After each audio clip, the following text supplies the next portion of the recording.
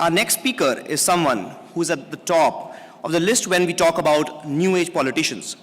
He was a pioneer in using social media as an instrument of political interaction. Till 2013, he was the most followed politician on Twitter, and today he has almost 4 million followers. Currently a second-term Lok Sabha Member of Parliament, representing the Thiruvananthapuram constituency and chairman of the Parliamentary Standing Committee on External Affairs, he has previously served as Minister of State for Human Resource Development, Minister of State for External Affairs in the Government of India. During his nearly 3-decade-long prior career at the UN, he served as a peacekeeper, refugee worker, and administrator at the highest levels, serving as Under-Secretary General during Kofi Annan's leadership of the organization. He is an award-winning author of 15 books of both fiction as well as non-fiction. Please welcome Dr. Shashi Tharoor.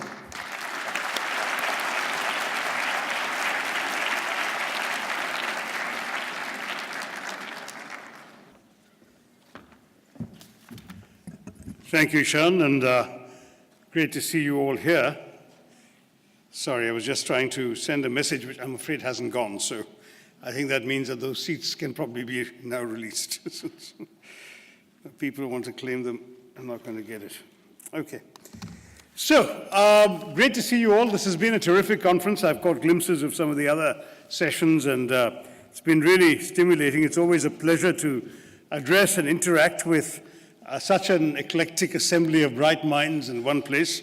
And what I wanted to talk about, or what I've been asked to talk about, is the soft power of India. You know, whenever India is talked about in these conferences where our country is celebrated, the tendency is to exaggerate our conventional power, our economic growth, all of those factors.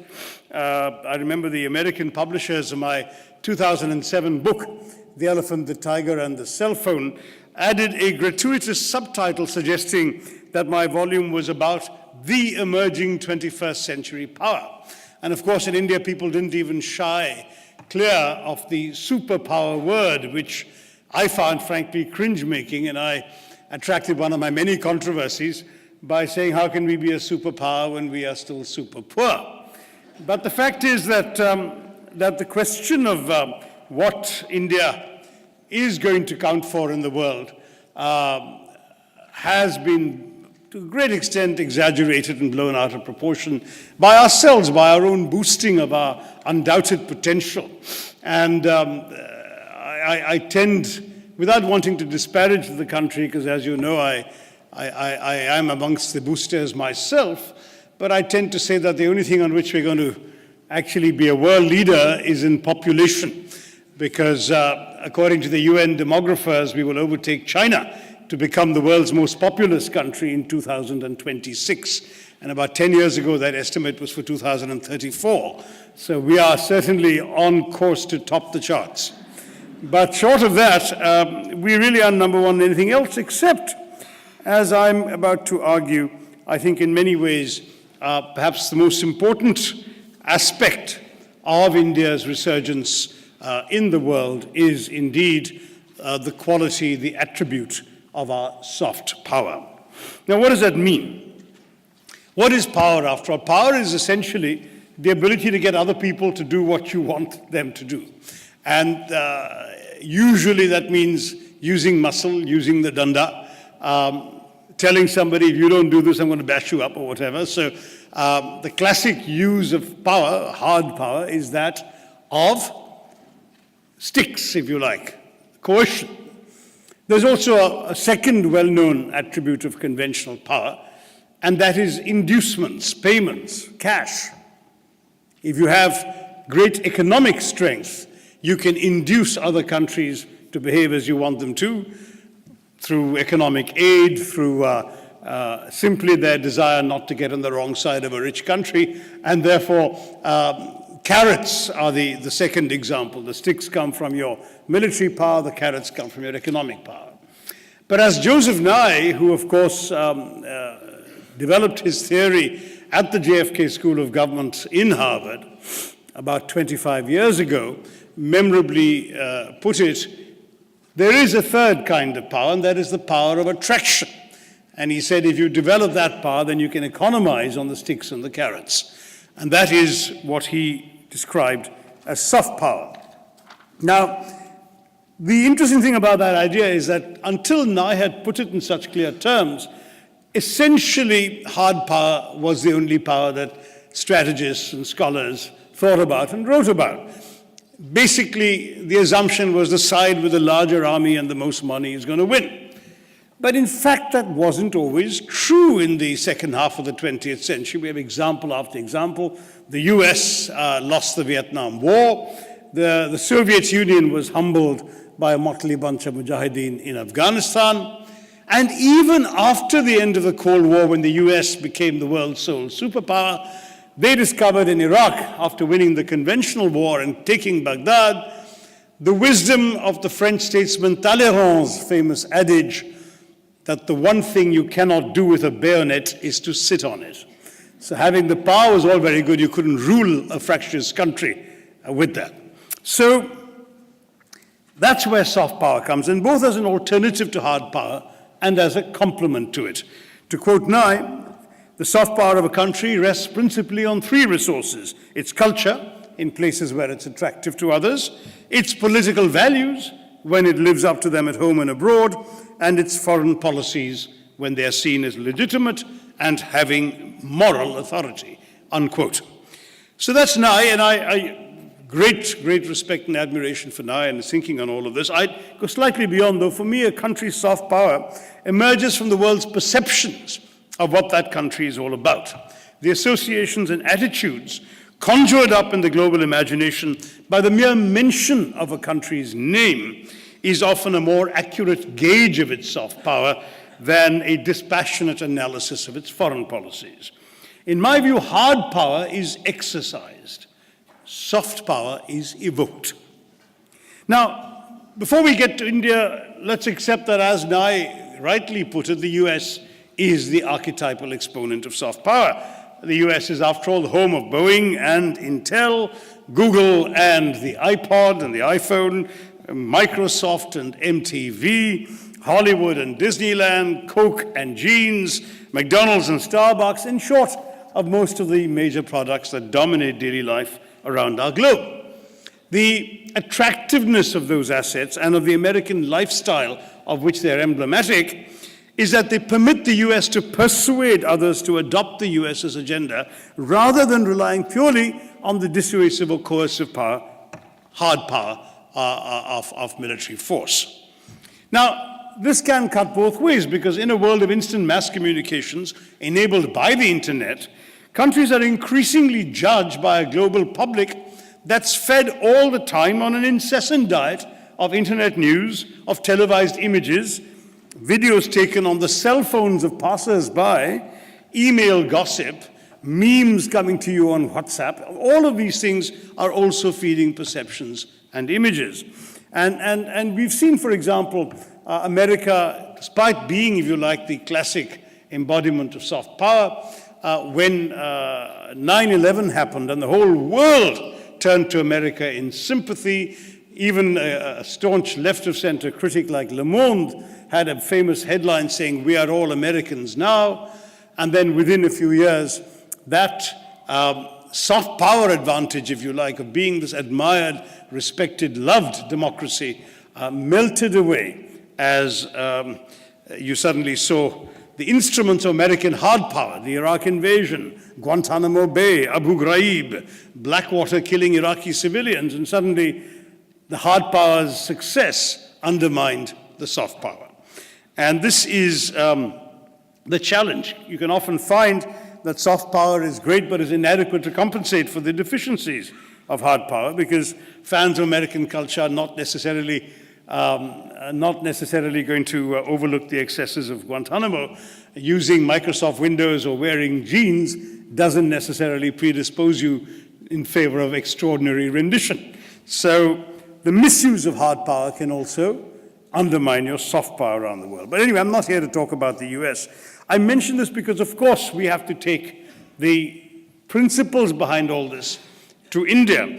And in his book, The Paradox of American Power, Joseph Nye admitted that, this is something which can go beyond America. And he talked about 3 types of countries that, in his view, could gain soft power. And I'm going to quote again, but while he's writing about the world in general, think about India and see how interestingly his theory applies.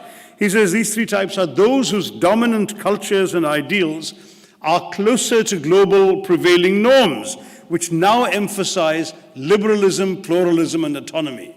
So that's one category of country. India fits. Those with the most access to multiple channels of communication and thus more influence over how issues are framed. Well, who has access to more multiple channels of communication outside the West anyway than India? And third, those whose credibility is enhanced by their domestic and international performance. There one can debate it, but India's been doing pretty well as well. So, while at first glance his quote, this what I've just summarized of the 3 types of countries, seems a prescription for underscoring American dominance and soft power, you've got to accept that soft power actually can be practiced and has been practiced by others. The example I love to give is when the French were clobbered by the Prussians in the War of 1870. What did they do when the Germans withdrew and the Prussians withdrew? First thing the French did was to create the Alliance Française.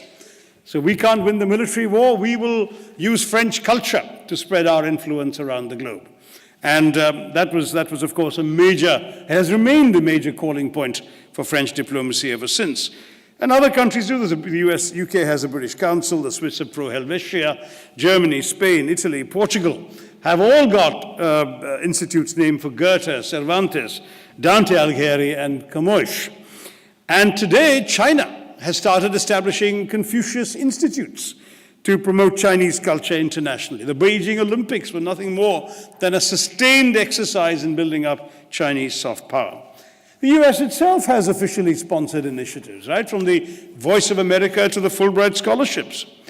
But the point is that soft power doesn't rely purely on governmental action.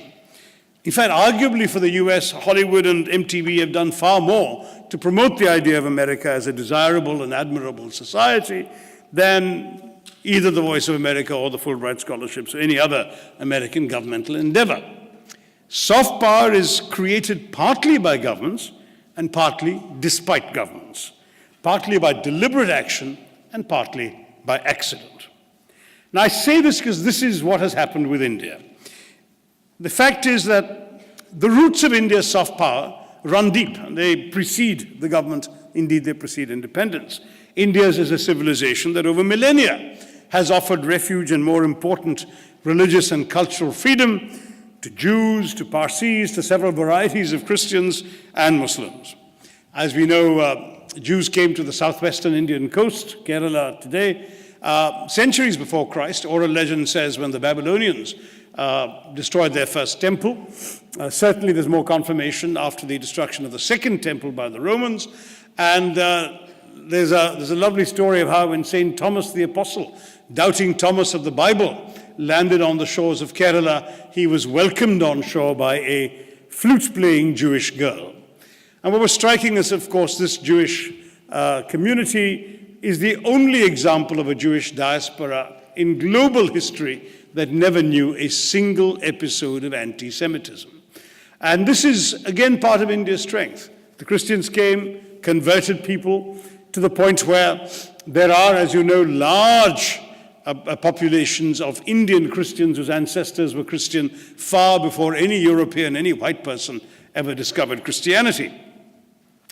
Islam came to South India, to Kerala in particular, by traders, travelers, and missionaries, and not by the sword, as is popularly talked about in the north.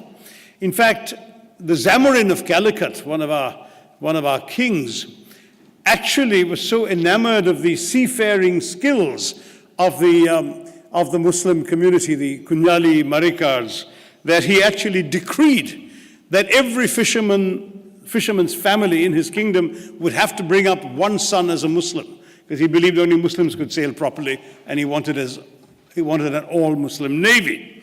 The India, which welcomed the Parsis to Gujarat. Again, many of you know that story. though it's more to the credit of the Parsis than the Gujaratis at that time, because when they showed up in a few ships off the coast of Gujarat, the local king decided he didn't want these refugees taking up space on his land, so he sent an envoy. And of course, they didn't have any language in common, so the envoy, to explain that the land was too crowded for the Parsis to come in, took a glass of water and dropped a stone in it, and the water overflowed the glass. So he was trying to show that there isn't enough room for you. And the Parsi captain asked him to wait and summoned a glass of milk and gently stirred a spoonful of sugar into it to show that not only would the liquid not overflow, it would become sweeter. But these are all stories of assimilation, integration, acceptance and accommodation, and that's the point I'm trying to make. The India where in my Calcutta neighborhood in my high school years, the wail of the muezzin calling the Islamic faithful to prayer would literally blend with the tinkling of the bells, chanting the mantras at the Shiva temple of the corner, which in turn was competing with the loudspeakers outside the Sikh Gurudwara reciting verses from the Granth Sahib, and just around the corner was St. Paul's Cathedral. That was Calcutta, but that is India. That, to my mind, that is the India that we can all celebrate as a nation whose soft power roots go right into the heart and depth of its civilizational history. The British historian E.P. Thompson wrote in the 1980s that this heritage of diversity is what makes India, and I quote, perhaps the most important country for the future of the world. All the convergent influences of the world run through this society. There is not a thought that is being thought in the West or the East that is not active in some Indian mind, unquote. I'm glad a Brit said that and not an Indian. But the fact is that this Indian mind has been shaped by remarkably diverse forces, ancient Hindu tradition, myth, and scripture, the impact of Islam and Christianity, and 2 centuries of British colonial rule, which has given me the language in which I'm addressing you today. The result is unique. Though there are some who advocate the idea of India as a Hindu country, Indian civilization today is clearly an evolved hybrid. We cannot speak of Indian culture today without Qawwali, the poetry of Ghalib, or for that matter, the game of cricket, none of which can be found in the Vedas, right? When an Indian dons national dress for a formal event, as you have to when the great and the good come visiting, the Indian male will be wearing a variant of the sherwani, which of course did not exist in India before the Muslim invasions. And when Indian Hindus voted in 2007 in a rather cynical and contrived internet exercise to elect the new 7 wonders of the modern world, what did the vast majority of Indian internet users vote for? They voted for the Taj Mahal, the legacy of a Muslim Mughal king, which happens to be on Indian soil, rather than perhaps the greatest, arguably the greatest and most magnificent architectural product of the Hindu religion, the Angkor Wat temple, which happens to be in a foreign country. So what is the idea of India? Is it reducible to a religion?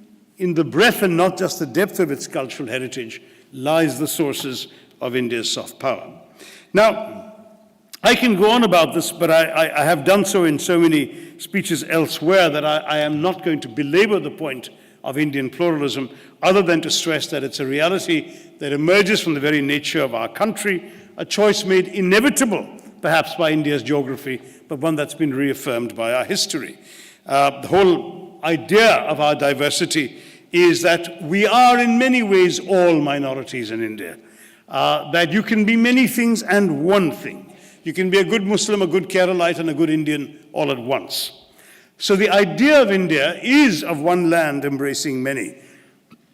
It's the idea, in fact the phrase is Tagore's, that a nation may endure differences of caste, creed, color, culture, cuisine, conviction, costume and custom, and still rally around a consensus. And that consensus is on the simple idea that in a diverse democracy like ours, you don't really need to agree all the time, so long as you will agree on the ground rules of how you will disagree. To my mind, one of the reasons we've survived so many of the stresses and strains that have beset us as a country is that we've maintained consensus on how to manage without consensus. So All of this is relevant because the world of the 21st century will increasingly be a world in which the use of hard power will bring with it the odium of mass public disapproval in world affairs. Whereas the blossoming of soft power, which lends itself far more easily to the information era, will constitute a country's principal asset. And soft power, as you know, is not about conquering others, but about being yourself and capturing the hearts and minds of others in so doing. Countries are increasingly judged by the soft power elements they project on the global consciousness. And you can do that, as I said earlier, either deliberately or unwittingly. Now, we produce various kinds of culture that add up to contributing to our soft power. One of the most obvious examples are the films of Bollywood, now reaching ever wider international audiences. And it didn't take the Oscar triumph of Slumdog Millionaire for Bollywood to have made its mark and for its brand of entertainment to seduce hearts and minds in many parts of the globe. Certainly in Africa and the Arab world, Bollywood has been a hugely popular product. I have met so many African foreign ministers and even heads of state and government who've told me of looking forward in their childhood to the arrival of the Bollywood film in the nearest town to where they were growing up. A friend of mine in New York, a Senegalese gentleman, told me about his illiterate mother who takes a bus to the capital city of Dakar from her village once a month just to watch a Bollywood film. Now, she is obviously not able to understand a single line of dialogue. She's illiterate, so she can't read the French subtitles. But our films are made to be understood despite such handicaps. And she watches the song and dance and action and goes away with stars in her eyes about India as a result. An Indian diplomat friend stationed in Damascus some years ago before the Civil War told me that in those days the only portraits in the whole of Damascus that were allowed to be displayed as large as those of the then President Hafiz al-Assad were portraits of Amitabh Bachchan. So this is a huge, huge asset for us. I can go on again with more examples of this, but that's Bollywood, and there's Indian art, music, classical dance, which have a similar effect. Indian fashion designers' products are striding across the world's catwalks. Indian cuisine, rising our stock higher around the world. In fact, the French have long known that the way to foreigners' hearts is through their palates. Well, the proliferation of Indian restaurants around the world has raised consciousness of India astonishingly. In fact, in England today, Indian curry houses, as they're called, Indian restaurants, occupy so much of the public consciousness that chicken tikka masala has been declared the national dish by a British Foreign Secretary. And these restaurants employ more people than the iron and steel, coal mining, and shipbuilding industries combined. So the empire can strike back. Now, it's true that some in India are worried about the insidious dangers of globalization. They're terrified that Baywatch and burgers are going to supplant Bharatnatyam and Bhelpuri. But the fact is, of course, that India's experience with Western consumer products has actually demonstrated that we can drink Coca-Cola without becoming Coca-colonized. The truth is that Mahatma Gandhi came up with a perfect metaphor 80 years ago, 70-odd years ago, when he said that India will not be any less India if it's a house with all the doors and windows open, so the winds of the world can blow through it, so long as we are strong enough to stand on our own feet and not be blown off by these winds. And that ultimately is the strength. Our popular culture has proved resilient enough to face and stand up to globalization. Masala doshas have continued to outsell McDonald's, and of course Bollywood to outdo Burger King. The strength of Indianness has lain in our ability to absorb foreign influences and transform these foreign influences by particularly Indian alchemy into something that belongs naturally on the soil of India. So whether we're exporting Bollywood or Bhangra, we are now a player in globalization, not merely a subject of it. And we are able to do this from the products of both the past and the future. When I speak of the past, the obvious example, I think our Consul General mentioned it yesterday at dinner, is yoga. where the adoption by the UN of the International Day of Yoga has meant that we have, in fact, managed to persuade 150-odd countries to celebrate an Indian custom, at least one day a year in their national capitals. Ayurveda is also growing in the same way. I was in Colombia as a minister, and the president of Colombia told me that the one thing he wanted to see more of in his country were Ayurveda practitioners, and could India ship over a few? I'm sure they've managed to go and establish themselves by now. But then that's the past. What about the future? Well, IT has led the way. After all, today, I think it's fair to say that Americans in Silicon Valley speak of the IITs with the same reverence that they accord to MIT. And that has created a situation where the Indianness of engineers and software developers is taken as synonymous with mathematical and scientific excellence. Inevitably, this means that India gains in respect. It's also part of our soft power. Mind you, the stereotypes that have changed as I came here to this country as a graduate student in 1975, and at that point, the classic image of India was fakirs lying on beds of nails, snake charmers doing the Indian rope trick, and of course, if they really wanted it to be complimentary, would be, turbaned and bejeweled Maharajas sitting on caparisoned elephants. But that apart, that was India. Today, it's every Indian must be a computer geek or a software engineer. And this gives you this sort of lesson in unintended consequences, because a friend of mine who, like me, I think was a history major, found himself accosted one day by an anxiously perspiring white guy at a European airport saying, you're Indian, can you help me fix my laptop?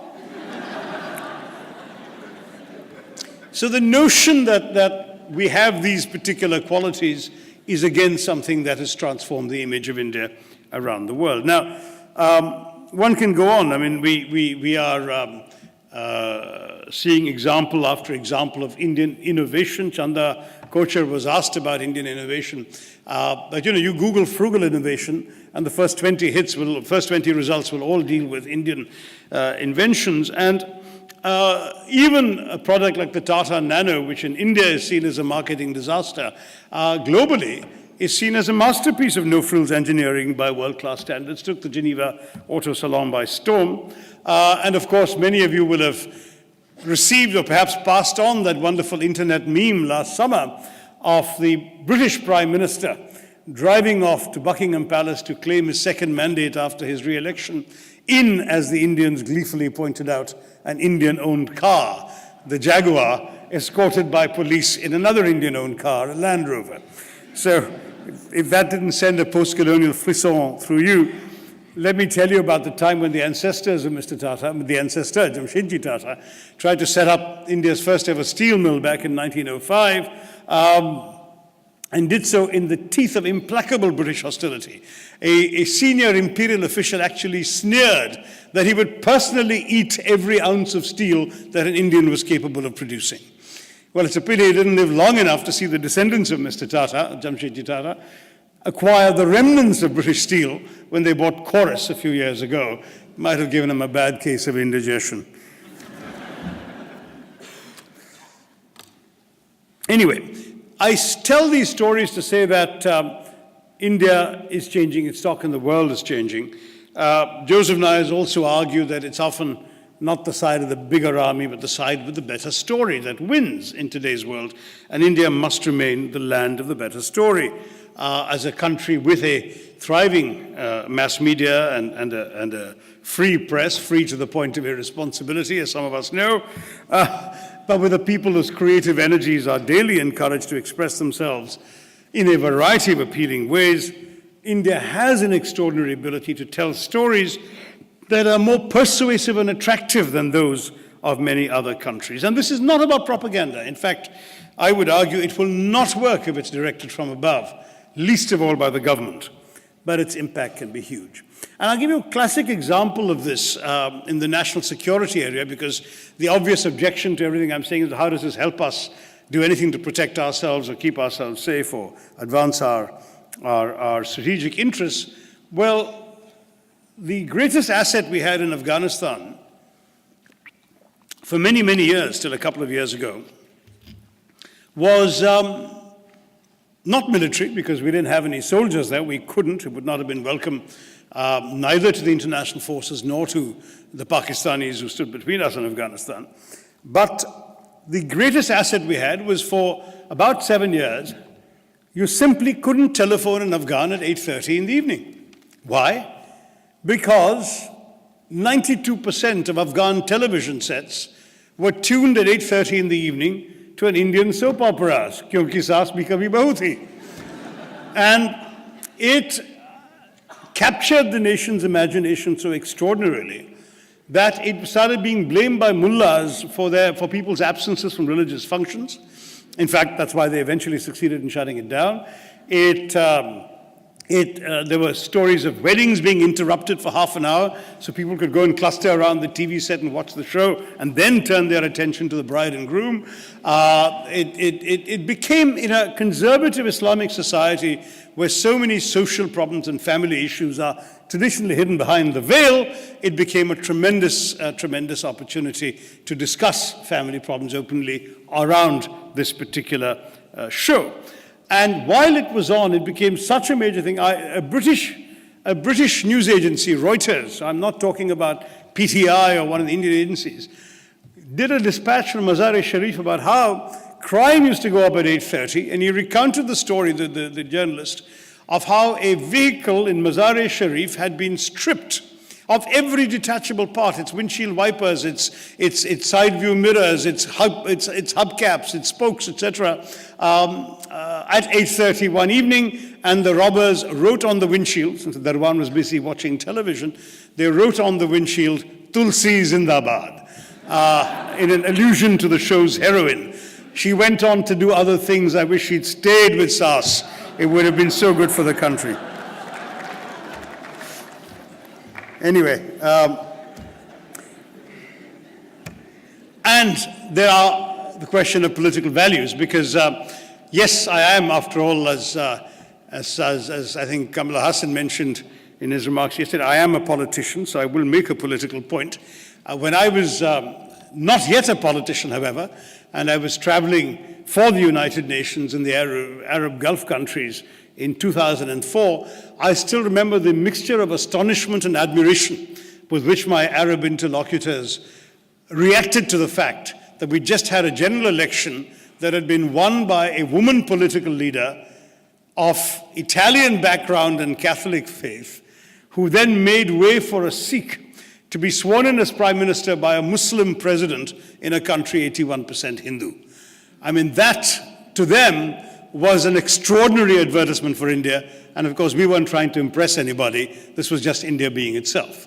And to my mind, these are the kinds of values that the rest of the world looks at and sees as enhancing our soft power. Just as when Apple or IBM, whichever company it was, uses Mahatma Gandhi in their advertisements. That's a symbol of what this great Indian, as an iconic figure, stands for in the eyes of the world. Because after all, non-violence, satyagraha, peace, were all uses of soft power before the very term had been dreamt of or coined. And India, even after independence in the Nehruvian era, developed a role for itself on the world stage as a voice of the oppressed, the marginalized, the excluded, the colonized, against the big power hegemons of the day, and that too was a huge addition to India's soft power. But of course, the great flaw in all of this was that as the humiliation of the military defeat by China in 1962 demonstrated, if you have soft power, but you don't have hard power, then there are crippling limitations to your place on the world stage. Theodore Roosevelt's famous maxim in this country is, speak softly but carry a big stick and you will go far. We, unfortunately, were speaking loudly and carrying no stick at all.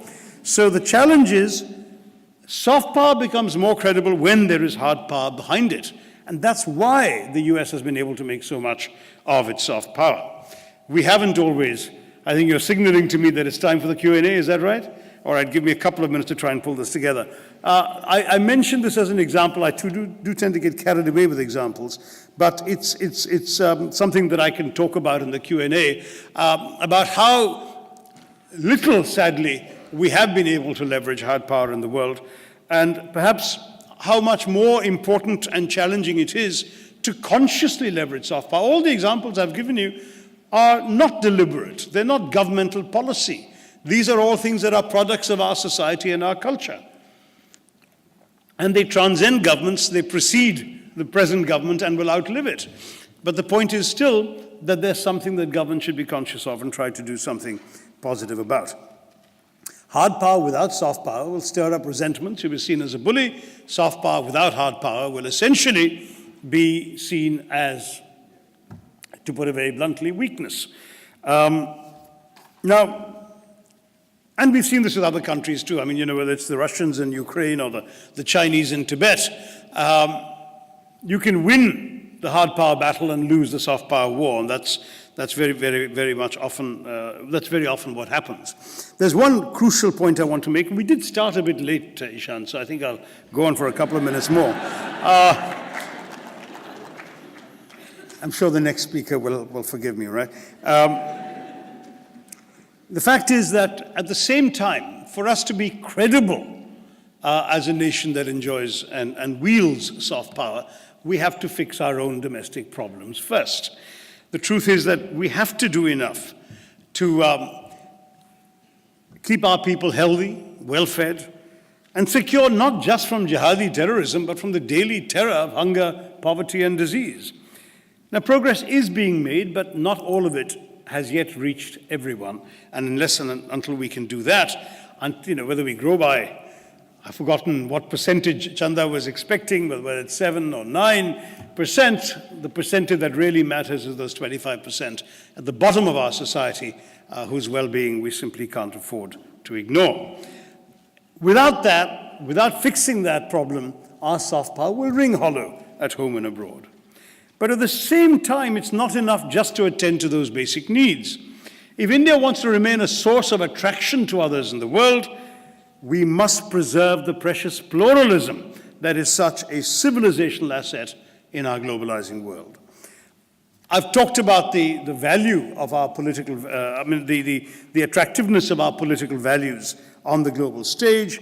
It certainly adds to India's soft power when our non-governmental organizations actively defend human rights, promote environmentalism, fight injustice, and it's a vital asset that our press is free, lively, irreverent, and disdainful of sacred cows. But at the same time, it is not so good when women are assaulted in the streets of Delhi and advisories are going out in foreign countries that women should not travel alone to India. It is not good when some people begin to fear that it is safer to be a cow than a Muslim in India today. It is not good when people in the ruling party make outrageous statements against minority communities, which are condoned by the silence of the highest occupants of office in our land. These are not good because they undermine the soft power. A friend of mine who was contemplating a major investment in India wrote to me at a time when there were articles about attacks on churches. Perhaps some of those were debunked later, but the fact is the articles in the media were talking about a land of rampant intolerance and increasing hostility towards minorities. And he said, do you really want me to bring my money into this country? These are the kinds of dangers. So if on the one hand we go around saying make in India and start up India and skill India and we want to attract foreign investors to come here, we cannot do so if we are condoning hate in India at the same time. Now,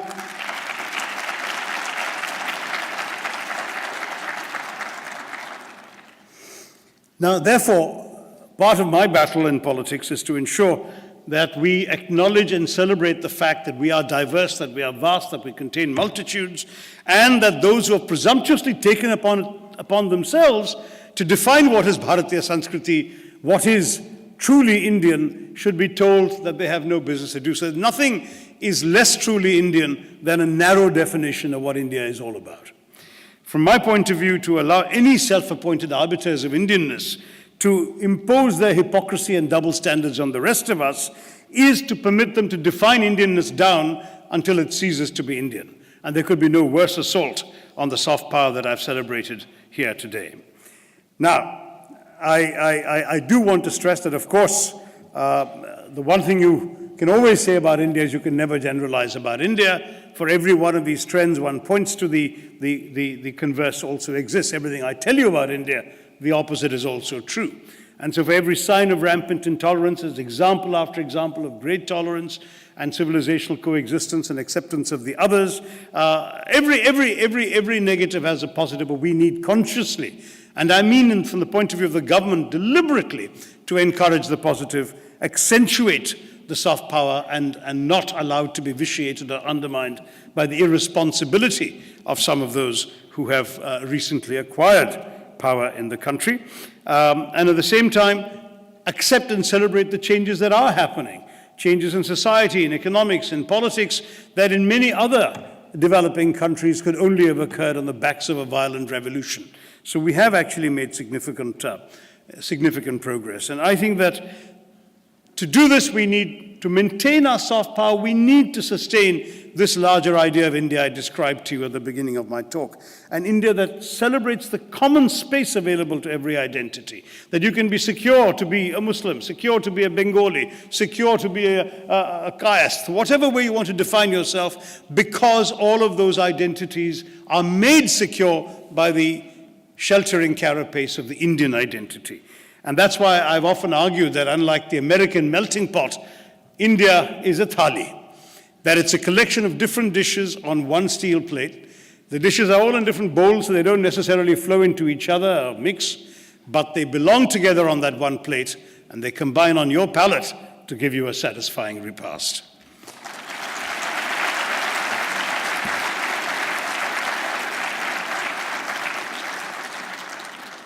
So, remember that the better story is not merely the story you want to tell, it's also the story the world hears, whether or not you're trying to tell it.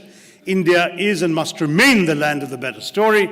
We have had a great story to tell. That's what our soft power is built on, that I've tried to share with you today. And I believe we can hold on to it, nurture it, embellish it, and leverage it. India will have an extraordinary asset in its quest for influence and leadership in the world in the 21st century. Thank you, and Jai Hind.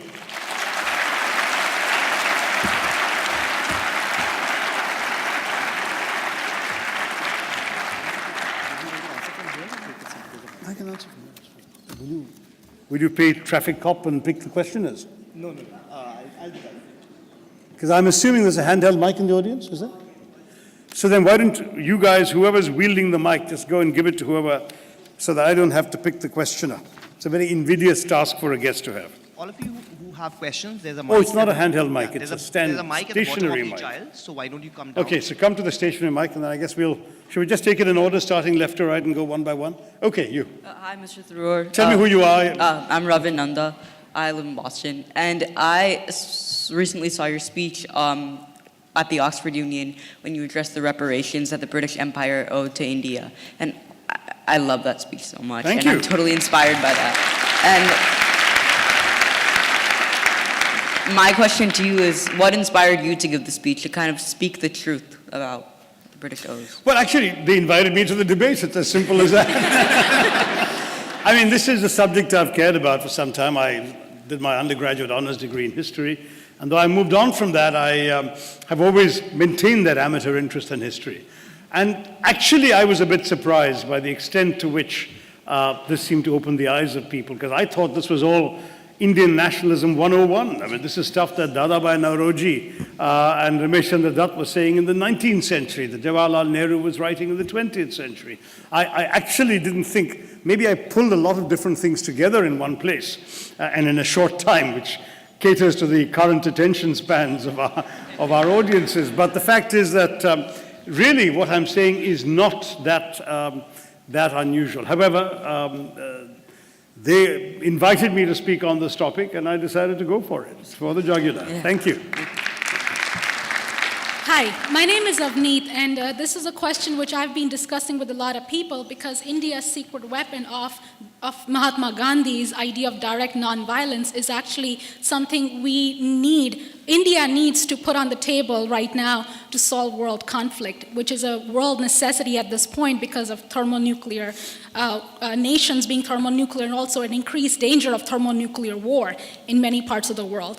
And our own experience, successful experience with that, is something that America today has forgotten. So we need to remind America and the world about that.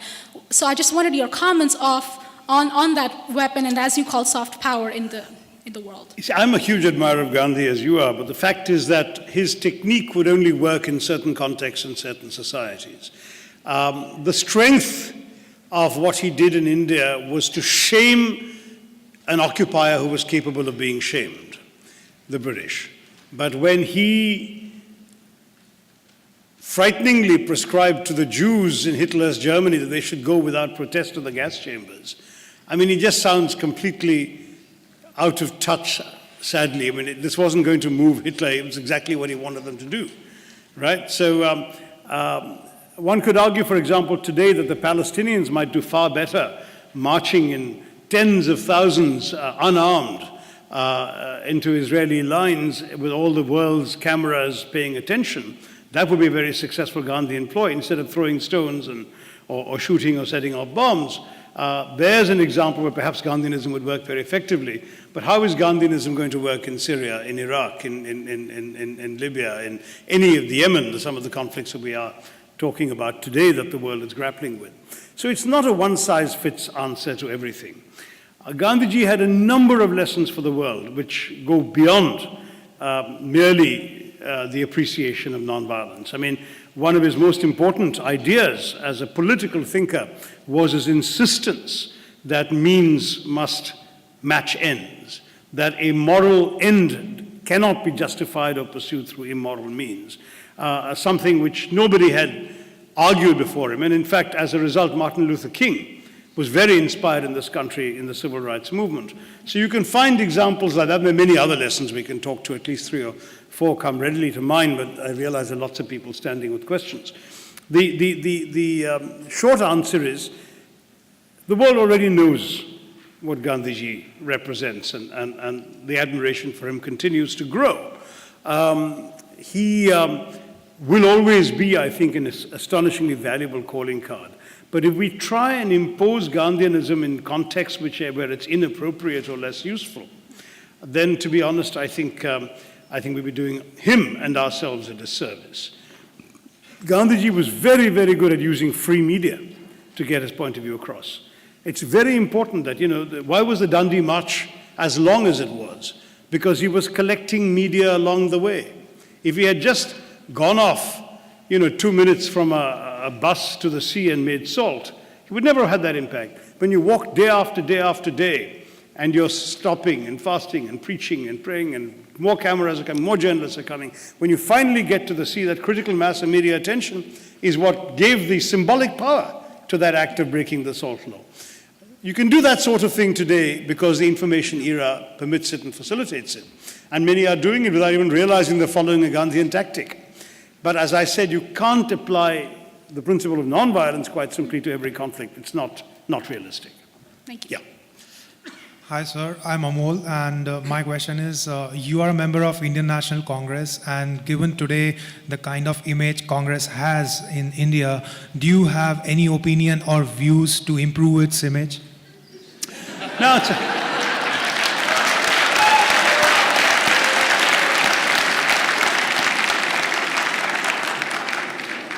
the great problem with ideas of image is they're always formed by others, right? It's the media caricature that constitutes the image and not necessarily the lived reality of the person or the institution whose image is in question. And to my mind, and as somebody whose own image has been grossly tarnished by a large number of lies and distortions about me in the media, I take this issue of image with something of a pinch of salt. I always believe that ultimately your own work, your own words, your own performance is what most people will judge you by. A political party lives on electoral success. We've taken quite a bit of a beating in the last couple of years, and it may even continue for a while. But fortunes always change in politics. And what the Congress has as its strength is it has a deep bench of talent. It is certainly not, as has been caricatured, sort of the most corrupt party in India and so on. It happened to be in power when a number of corrupt wrongdoings were brought to light and the Anna Hazare movement was at its peak. Whoever had been in power would probably have been tarnished by the same brush. It happened to be us at this time. But I would say that the Congress also has a proud record, a proud legacy. It also has values and principles that in many ways are closer to the spirit of what the Indian people really live like and behave. I don't think the Indian people are bigoted. I don't think the Indian people are intolerant. I don't think the Indian people are particularly jingoistic or hostile to people who are not like them. And I think that the Congress Party's espousal of these country values is extremely important. And finally, politically, there is the fact that we do represent an alternative style of leadership.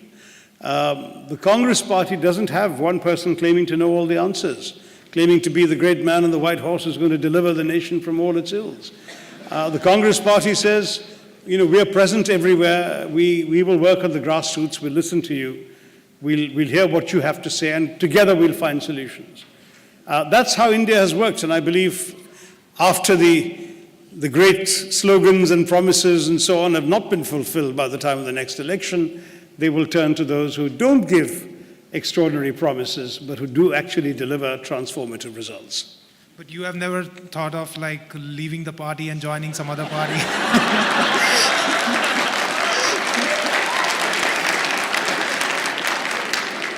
No, I mean, I will say to you very truthfully that, that obviously there is not, in a parliamentary system where the party system matters a lot and where our anti-defection law has created the party whip for pretty much every issue and every vote, and there's no real room for disagreement, you have to accept that very often every Indian politician finds himself not always in 100% agreement with his party, either on policy or on tactic, but that part of party discipline is when the party has taken a position, you have no choice but to go along with it. Now, if you ever get to the point where you are simply unable to go along with something, then you would really responsibly feel you should leave. I've not come anywhere close to that perception. There are things on which I've disagreed. Some of my disagreements have become known, not because of me, but because there are lots of people in my party who like leaking things that I have said or written or whatever to show me up, shall we say, and leave it there. But the truth is that the vast majority of things I do agree. I may not be, shall we say, the most archetypal congressman you can find, and certainly I'm new enough to politics that you can cut me some slack there. But at the same time, I would have a broader range of agreement with the policies and principles of the Congress than those of other parties. When I left the UN, all the various tendencies did come to me and ask if I'd be interested in joining them. But I saw, broadly speaking, four choices in the country. So you've either got a party that has two major handicaps. One, it carries an enormous baggage of bigotry, and it thinks India is shining, but it doesn't ask who India is shining for. Then you've got a political tendency that says that they are for the poor, but they obstruct every single progressive economic reform or policy that would actually stop the poor being poor, because if they stopped being poor, they wouldn't vote for these guys. So you've got a third broad set of tendencies, which are the parochial regional parties. So none of those do I have a congenial home in. And finally, you've got the Congress Party, which is the party that liberalized India, is no longer the party of the emergency, which I opposed and wrote about, is no longer the party of state capitalism or state socialism or whatever, which in many ways condemned India to an unnaturally slow rate of growth, which I also wrote against and wrote about. It is now the party of liberalization. It is a part of social liberalism and tolerance. It is the party of free speech. It is the party of pluralism and India that represents all communities, all religions, all interests. And those are things that I value. And it also says we need growth for India to survive and to flourish, but we must distribute the revenues that come from that growth to those who are left out, those who have nothing. And frankly, I agree with that. The logic of the market, which I'm a big believer in, cannot appeal to those who can't afford to enter the marketplace. So we need to have both growth and distribution, social justice. I think the Congress Party stands for that. I'm happy to be there. Thank you. Thank I'm you. your fan. Thank you. In the interest of time, we'll be taking 2 last questions. First, I'm Dr. Sunil Manjula. I think there's a gentleman here who's standing longer. Go ahead. Hi, I'm Aditya, and my question to you is, what are your views on the issue of intolerance raised by Amir Khan? Okay. Yours? Thank you. That was a wonderful speech. I also come from God's own country. I'm a neurosurgeon here in Boston. My question is, you have been a student in the United States, and all of us in the crowd here have been students here, and we all want to do something for India, work in India, give back to India. But when we come to this country for training, you squeeze the toothpaste till it's thin like a blade. You wear a New Balance shoe over an old socks. Go through all the frugality, and then when you go back to India successful, you carry a Bisleri bottle of water. You ask your nanny to say cheese before the photograph. Is there a sort of changing perspective? We are losing our survival instinct that you are embarrassed to have the porter lift your luggage. You don't go to the TTE for changing reservations. You are like changing perspective or losing that edgy survival instinct. And you are a person who were a diplomat here, live for decades here. You go back to Trivandrum, you connect with the people there. You go to the peasant's home, you go to Shankamugam beach and talk to the poor fishermen. How is that chemistry happening? How do you connect? What is the Shashi Tharoor mantra? Okay. And the young lady there. Hi, Shashi. I'm Darshana. I'm also from Thiruvananthapuram, so nice to meet you here. So my question is, what does the government of India have any kind of roadmap to harness soft power of India? Does the government of India have a roadmap? Yeah. Okay. So, for the young boy here, I think Amir Khan is a great asset to India. I think he's a very, very fine actor and has done a great deal, by and large, to promote India, including being a branded ambassador for the Incredible India campaign and so on. I think his comment was taken out of context. I was actually present in the hall when he said what he said. And I think it was simply a reaction to some of the appalling things said about Indian Muslims and minorities by some people in the ruling party who were not rapped on the knuckles or fired as they should have been for those remarks.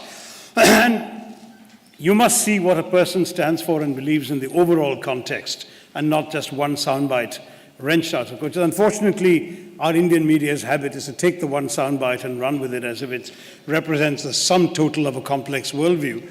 I think that's wrong. I think the problem is not that India is intolerant. India is not intolerant.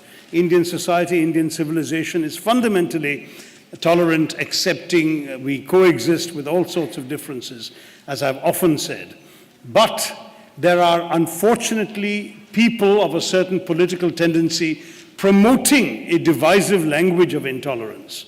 And unless they are curbed, this can get out of hand. Particularly, we've seen in the lead up to elections and state assemblies and by-elections that a particular party has been using intolerance in order to polarize the electorate and hope to profit from the votes of the majority community. This kind of politics is dangerous for India and should be condemned. So I may not agree with the way in which Amir Khan phrased it, but the substance of the issue and the broader problem must be understood by all of us. On your question, I claim absolutely no magic of any sort. I just when I went to Trivandrum and ran for election, my opponents, the communists had won the 2 previous elections, decided to take the easy way out and attack me for being me. So they basically said, look at this guy, he's a fellow who's only comfortable in suits and ties and sits in air-conditioned offices. What does he know of our problems? Can he even speak our language properly? How can he presume to represent us? And when I went out in the heat on the hottest days of the year, 4 18-hour, 20-hour days of campaigning, wearing a munda and speaking my very simple colloquial picked up, not Sahitya Malayalam. And I said to them in my speeches, after speaking for a few minutes in Malayalam, I would say, look, you can see that I have enough Malayalam to understand your hopes and your needs. And more important than my Malayalam, I have the Hindi and English you need to have your voice raised in Delhi, where good Malayalam wouldn't get you very far. So that clicked. Finally, on soft power, I won't take the easy opposition MP way out and say the government has no roadmap for anything. Because in fact, the government is actually full of roadmaps. What it doesn't seem to have is a renovated vehicle to drive on those roads to get us to an identifiable destination. I actually have often said, and been blamed for it and criticized for it, that a lot of what our Prime Minister says makes sense. I think that his diagnosis is actually largely accurate. His speeches are inspiring. He seems to have the right vision. What I fault him for is the complete lack of connectedness between the vision, the speeches, and any actual action on the ground. And so when you see, for example, the Prime Minister standing up and making a speech soon after his election saying in India it takes 200 steps to open a store, whereas in America it only takes 6, and we should come down. We shouldn't have this kind of I mean, I don't know if those numbers are accurate. These are his numbers in one of his speeches. Well, 18, 19 months later, it still takes 200 steps to open a store, because the Prime Minister is great at making the speech, but nobody then goes out and rewrites the regulations that require 200 steps to open a store. And if his government doesn't do it, who's going to do it? So my problem is not the lack of roadmaps. The roadmaps are all there. What we need the government to do is to get the screwdrivers out, the nuts and bolts, renovate that vehicle, make the engine function, put it on that road and take it to the destination. And that I don't see this government doing on any issue so far, including, sadly, on soft power. One honorable exception, yoga. That was a clever governmental initiative, and Mr. Modi personally practices it every day, so maybe he was anxious to see it through effectively, and it was well done. It certainly remains a good calling card for India on the world stage. But, does India only want to be known for something that involves twisting yourself into knots? Or do we want also